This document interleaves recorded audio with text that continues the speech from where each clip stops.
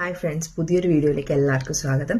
അപ്പോൾ ഇന്ന് ഞാൻ പറയാൻ പോകുന്നത് ആൻസൈറ്റിയാണ്. ആൻസൈറ്റി എന്ന് പറഞ്ഞാൽ കണ്ടിന്യൂസ് ആയിട്ട്, ഫ്രീക്വൻ്റ് ആയിട്ട്, പെർസിസ്റ്റൻ്റ് ആയിട്ട് നമുക്ക് പേടി അല്ലെങ്കിൽ സങ്കടം അങ്ങനെയുള്ള ഇമോഷൻസ് എല്ലാ ദിവസവും റിപ്പീറ്റഡ് ആയിട്ട് വരുന്നുണ്ടെങ്കിൽ അത് നമുക്കൊരു ആൻസൈറ്റി കണ്ടീഷൻ ഉണ്ട് നമുക്ക് മനസ്സിലാക്കാം.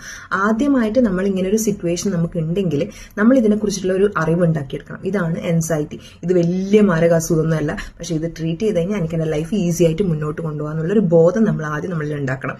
പിന്നെ നമുക്ക് സ്റ്റെപ്സിലേക്ക് പോകാം. നമുക്ക് ഏറ്റവും ഭയങ്കരമായിട്ട് എക്സ്ട്രീം കൈൻഡ് ഓഫ് ആൻസൈറ്റി ഉണ്ടെങ്കിൽ നമുക്ക് സൈക്കോളജിക്കൽ കൺസൾട്ടേഷൻ എടുക്കാം. അതൊന്നും ഒരു തെറ്റുമല്ല, ഒരു കുറ്റമല്ല, നമുക്ക് ഭ്രാന്തൊന്നുമല്ല. ഇത്തരം ബേസിക് ആയിട്ടുള്ള ഹെൽത്ത് റിക്വയർമെന്റ്സ് ആണ് നമുക്ക് ആവശ്യമുള്ളത്. നമ്മൾ പോയി ഡോക്ടർക്ക് കൺസൾട്ട് ചെയ്ത് കഴിഞ്ഞാൽ ഡോക്ടർ കുറേ ടെക്നിക്സ് പറഞ്ഞുതരും നമുക്ക് ഇതിൽ നിന്ന് പുറത്ത് കിടക്കാൻ വേണ്ടി. പിന്നെ നമുക്ക് തന്നെ ചെയ്യാൻ പറ്റുന്ന കുറച്ച് കാര്യങ്ങളുണ്ട്.